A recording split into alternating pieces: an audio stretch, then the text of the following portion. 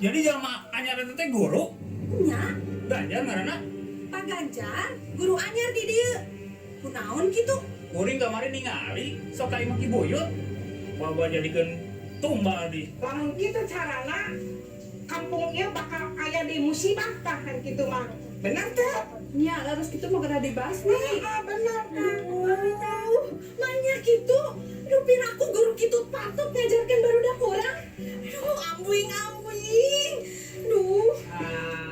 Ieu mah meureun. Apa?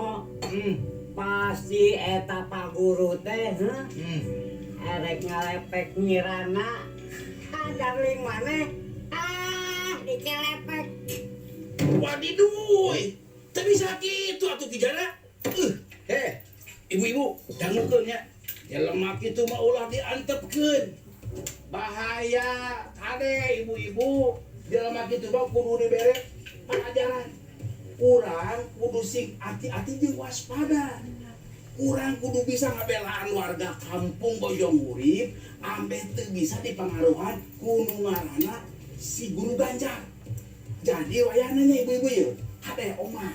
Urang kudu sing hati-hati, sing waspada.